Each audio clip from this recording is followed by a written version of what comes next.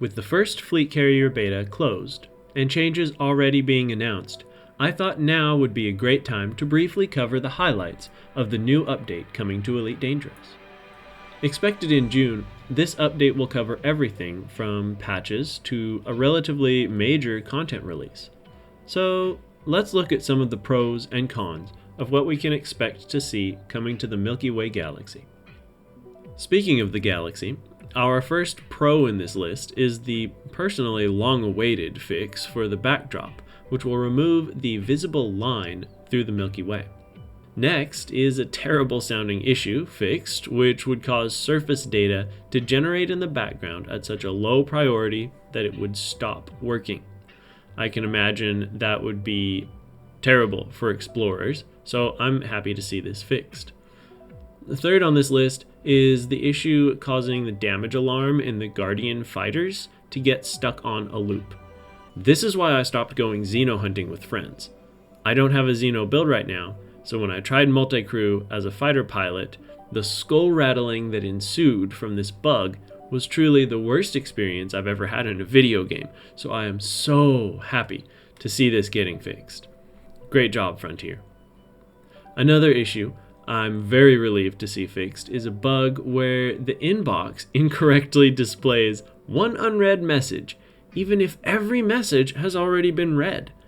As one of the smallest issues that made it on the list, I think this is easily the most annoying. Nearly irrationally annoying.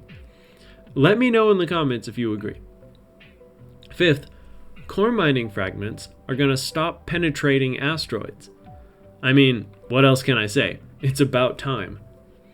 Next, I'd like to point out that there are 5 separate crash fixes, 2 disconnect fixes, and 8 separate multi-crew fixes in this update.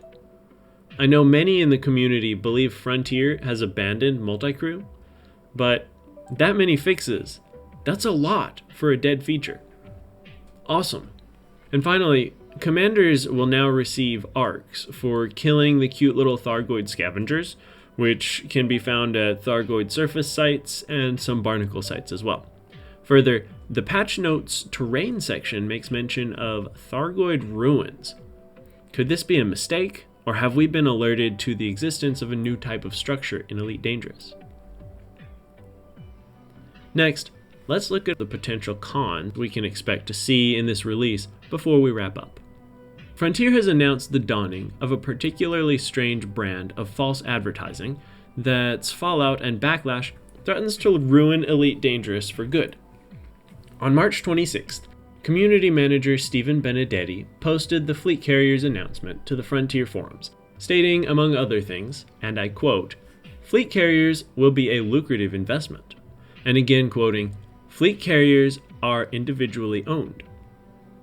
In further content reveals, Frontier would discredit themselves, even going so far as to contradict their initial claims that the supposed carriers will be lucrative or owned by an individual.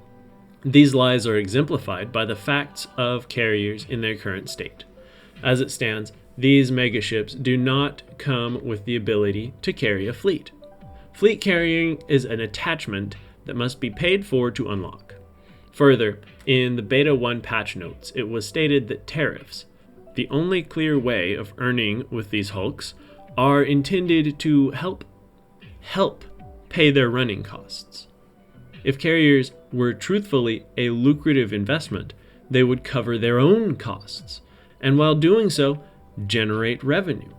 Instead, these megaship wannabes are failing businesses and are in fact a ruinous investment. And finally, a coffin was nailed somewhere in the Milky Way with the announcement of recurring upkeep, as these megaships are not a fully persistent asset due to an exploitative debt mechanic. They are also not a player-owned asset. Instead, these carriers are player-managed, but they belong to the NPCs, clearly, because if you get behind on rent, that shiny ship gets repossessed.